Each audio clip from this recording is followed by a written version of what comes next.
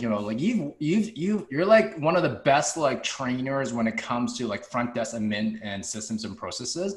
And maybe you could give us like, like maybe they could give the community and people who watch us and listen to this is like, what would you say is like one of the top biggest like admin mistakes like owners are making right now? Well, there's a long list, as you know. I think Top three.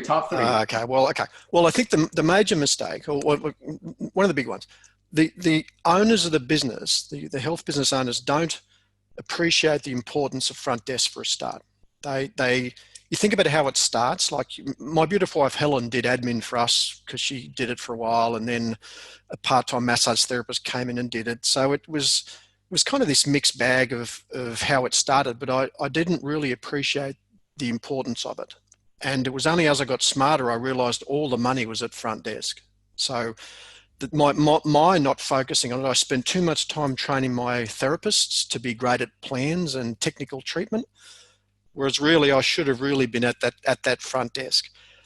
And that led us to poor recruitment, getting the wrong person, them not understand their major role and how important that role is. And I think I sent you over that list of things I did with Mark Gillum, who I did the front desk training with. We analysed all the different things a front desk person does, and it can cost you 200 grand a year when you analyse it. And simple things, preventing non-attendance of one patient in one person a day in a two-person clinic, 35 grand. Like add up these things. The person not attending, the not getting the right details for the insurance claim. Any of those things, selling a product, asking for a Google review, all these things are front desk based. And what's that cost you? And you'd laugh this because I think you know Elaine well from Clinics Action Sport in Canada. I did a session with his whole front desk team in Montreal a few years ago, and I went through this with his admin team, and I said this is going to cost you if guys, if you don't do this right, it could cost 200 grand a year. And one of the admin team said, does that mean I'm going to get paid 200 grand a year to do this? And Elaine's standing in the corner. I said, well, you need to take that up with Elaine. Your wages are your issue, but that's what you're worth. And I then disappeared back to Australia. So I think he's still dealing with that fallout from that one. But big problems. And I think Jerry Durham, who you know well, yes, yeah, he said, when you have anyone on the phone, will that person attend? Will they come to that consultation? What have you just done in that consultation or in that phone discussion to make them come? Will they attend?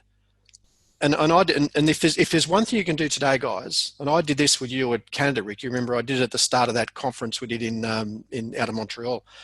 Yeah. You've got to empower your admin team to make every person feel like they're your long lost friend. And so what's the job of the front desk person? It's to make everyone feel like they're a long lost friend. Now, after this call, guys, I would get your admin team together and say, guys, standing across from them and say, greet me like they're a new patient. Now, just do that, role play that. Hi, Mrs. Johnson, thanks for coming in. Here's some paperwork for you. Like that's the general kind of discussion. I said, I want you now to pretend that person arrives in your practice, but they're a long lost friend you haven't seen for 20 years. They've arrived in the practice and they're all of a sudden out of nowhere. The 20 years of it, you went to uni together. There's elbows.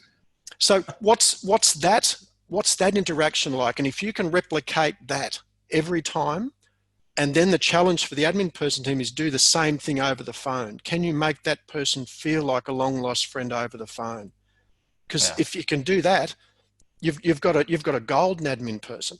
And the tip, I had an admin team once, Rick, when she first started, I swore blind she was talking to her family and friends every conversation on the phone. I thought she was taking me for all I was worth.